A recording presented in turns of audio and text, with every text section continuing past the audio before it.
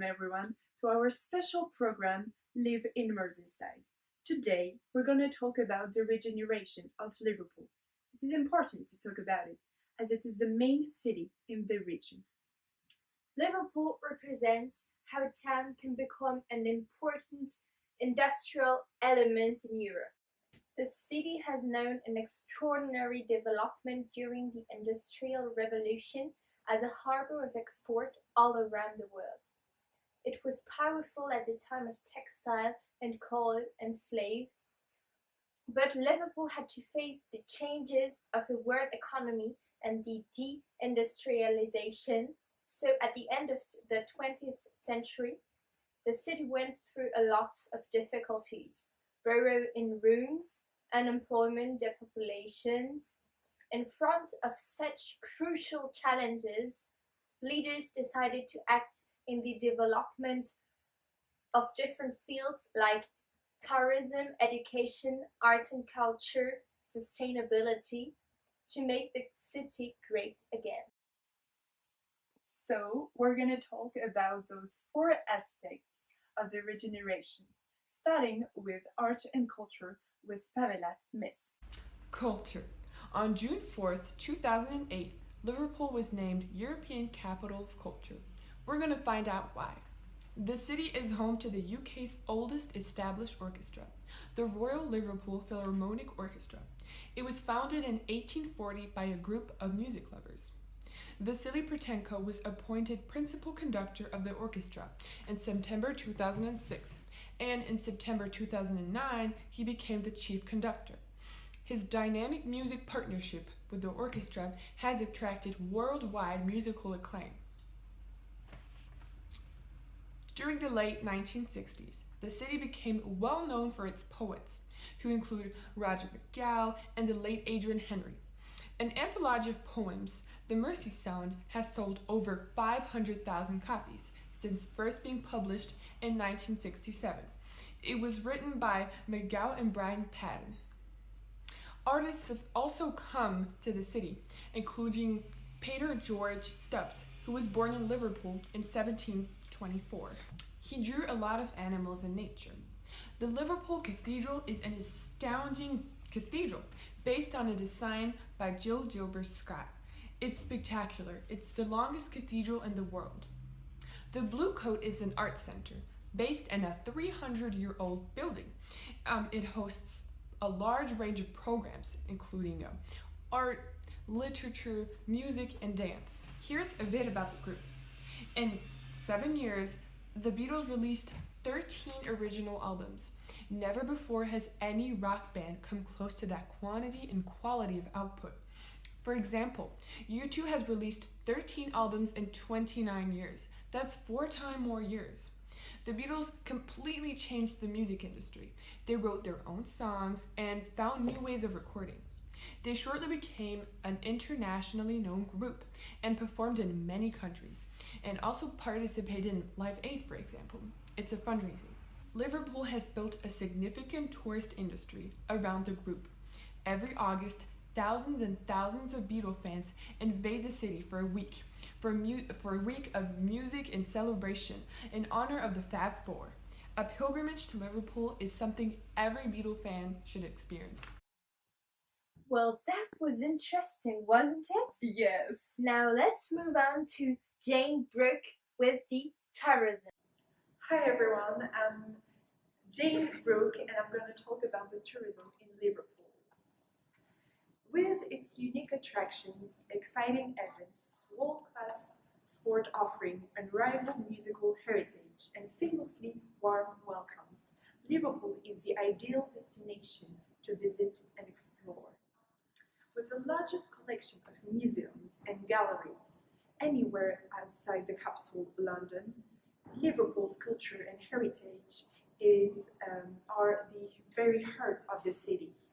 You'll always find a fantastic selection of things to do and places to explore and exciting events. You should know that the tourism is part of the visitor economy worth £5 billion and supporting over 50,000 jobs. It continues to develop as a major growth sector, bringing both economic benefits and reputational advantage to the city region. The LEP, Local Enterprise Partnership, Visitor Economy Team, is the official tourist board, or DMO, for Liverpool City Region. It works in partnership with a private and public sector to further develop the potential of visitor economy and to maximize its contribution to the economy of the city region. Key activity of the LEP Visitor Economy Team is developing visitor economy strategy, influencing national policy agenda, research and intelligence, including external research commission and the in-house Northwest Research Service, founding business, support, quality and awards, destination and awareness and skills. So tourism is an essential part of Liverpool's economy. It represents a huge impulse in the life of Liverpool, and the Liverpool Council is actually trying to grow this sector of the economy, but we need funding. In Liverpool, you'll find many activities to do. First of all, the famous Mersey ferries cruises are unique to Liverpool and great way to see the city. The spaceport is a great way to explore the intergalactic field. Fans from all over the world make the pilgrimage to Anfield, home of Liverpool Football Club. You can do a stadium tour. There is a whole bunch of theaters like the Neptune or the Royal Court. Liverpool Shakespeare Festival takes place in the city every year. It celebrates the notorious playwright, poet and actor. The festival first started in 2008 and 7.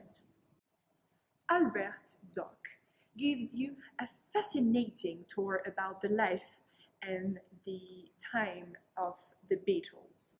If you live in Liverpool and you are interested in the touristic path, colleges across the city region will be offering secondary school students the chance to find their path. Visitor Economy Week will involve over 60 activities, all designed to encourage young people to consider this sector as a career choice and provide a taste to what life can be like working in hospitality, retail, tourism, and travel. Tourism is essential for Liverpool, but we need your help to develop this field. Without your help, we can't do more things that we want to do. We can't develop it, and it's really essential for the economy as it is essential for tourism. Well, one more reason to go to Liverpool. Yes, definitely. Now let's hear Holly Fluff to talk about education. So, hello everybody. I'm going to talk about the universities in the region of Liverpool. So first, I'm going to talk about the University of Liverpool. According to the Sunday Times, it's the 28th in the ranking of best university in Britain. It has a partnership with University Jiao Kong Xi'an, China, and it's part of the Russell Group. So what is the Russell Group? It is an organization that represents 24 leading UK universities. It helps them ensure university have the optimum condition in which to flourish. So now for a bit of history. In 1881, the University College Liverpool was created. In 1884, it was connected to Victoria University. In 1903, it gained independence and was named University of Liverpool. It contains 6 faculties and has formed 8 Nobel Prize winners. So, for the regeneration part, by 2026, its plan for regeneration is to make the university a global institution, forefront of research, scholarship and knowledge leadership, and enter the top 100 universities of the world, to attract people from the whole world and from diverse backgrounds. So now I'm going to talk about the second university in Liverpool, the Liverpool John Moore University. It was founded in 1823 to revolutionize education in Liverpool. It was first named Mechanics School of Arts, and then after it had his actual name. It's one of the first institutions in the UK and has partnership with the University of Liverpool and universities from the whole world and Europe. Now the last university in Liverpool is the Liverpool Hope University. It's the most recent one. It was created in 1980 with the reunion of different colleges. So now to the Liverpool Hope University. It is the most recent one in Liverpool since it was created in 1980 by the reunion of different colleges and was first named Liverpool Institute of Higher Education. In the 2000s, it was named Liverpool Hope, and then in 2005, it gained status of university and was then named Liverpool Hope University. So all these universities are part of the HEFCE program, so the Higher Education Founding Council for England. This council is to found and regulate universities and colleges in England. Its goal is to promote excellence, innovation in research, teaching and knowledge exchange. So, what does it have to do with regeneration? Well, the main goal is to develop those universities to attract people from all around the world and make Liverpool shine on the international stage. Furthermore, we aim to reduce inequalities and provide high education to all. But to do that, we obviously need your help and need funding. So please help us. And did you know that universities in Liverpool are so involved in sustainability? About that, we're going to talk about the sustainable aspect with Marina Gilbert. As one of the most powerful cities of the United Kingdom, Liverpool has to face challenges about a crucial issue in today's world: how to align sustainability and development. First, I'm going to give you a definition of sustainable development, which is a development that meets the needs of the present without compromising the ability of future generations to meet their own needs.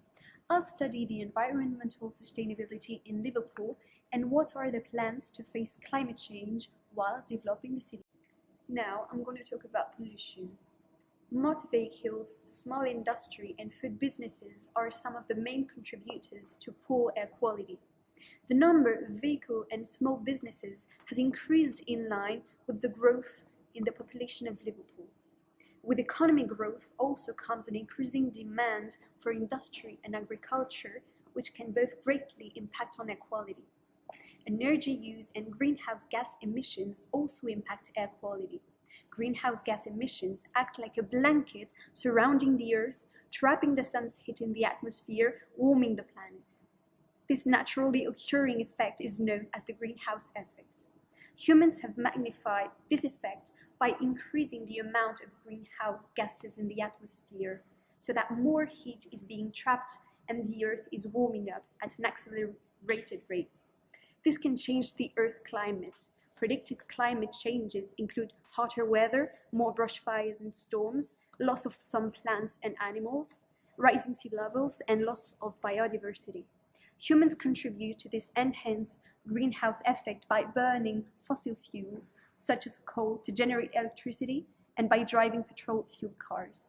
To fight pollution, the Council Corporate Performance Plan was created in 2004 and headlined 8 environmental priority actions from the Sustainable Development Plan: waste reduction, waste recycling, energy conservation, the use of renewable energy, water conservation, introduction of green transport planning, sustainable constructions, and staff training and awareness. Now I'm going to talk about the Liverpool Green Infrastructure Strategy, which has been created in May 2011. The strategy was commissioned by Liverpool City Council Planning Department. It was founded through an area-based grant from Liverpool. First, that was awarded to Liverpool City Council in partnership with Liverpool Primary Care Trust. It was produced by the Mercy Forest team. Our motto is the chance to do more to make our city great. The distribution of green infrastructure across the city reflects the historical development of Liverpool, the traditional commercial, dock and industrial areas being in the north, and the leafy areas, the result of the creation of public parks, birdy avenues, garden estates, and houses with larger gardens to be found in the south and east of the city. Green infrastructure is simply a term that is used to cover all the vegetation and open water in and around the city, whether it is rural common, private or public, in the city center or the city suburbs. However, green infrastructure planning is a new approach going beyond business as usual, focused on the benefits that can be delivered. The City of Liverpool has also decided to transform its energy plan. The Liverpool City region has set out its ambition to transform itself into a low-carbon economy in which future economic growth, the delivery of which remains of vital importance, is decoupled from the consumption of fossil fuels and their inevitable carbon CO2 emissions. The energy sector is critical to this goal, and the Sustainable Energy Action Plan (CEAP) program will provide a mechanism whereby the city region can transform its energy system and infrastructure into a form that is increasingly managed and controlled locally. The CEAP will drive growth in decentralized energy generation and supply using renewable and low-carbon fuels, delivering employment, investment, and exemplary reductions in carbon emissions required to achieve recognition under the European Covenant of Mayors mechanisms and to attract funding to support its aims. The SEAP aims to deliver its goals utilizing locally based supply chains, knowledge and skills to deliver an increasingly resilient and sustainable energy economy for the Liverpool City region. Liverpool has decided to change its transport field. In Liverpool, the cow accounts for about 50% of journeys, public transport for 20%, 60% of journeys are commuting. During the period 2001-2004, a senior staff member was appointed specifically to develop a green transport commuter plan for council staff. The City Centre Movement Strategy, CCMS, seeks to improve access to and around the city centre for all, whilst creating a people-friendly city centre that is safe, clean and attractive. In addition, the strategy aims to make the best use of all the existing transport infrastructure and support the city centre's architecture and townscape. Whilst disruptive in the short term, the strategy will effectively reduce the amount of through traffic and improve public transport accessibility. By July 2005, 53 city streets had been upgraded with improved cycling and walking measures. Wow, I didn't realize that the regeneration was so important for Liverpool. Yes, but they still need more funds to continue the project, so don't hesitate to donate to support the project. And see you next week.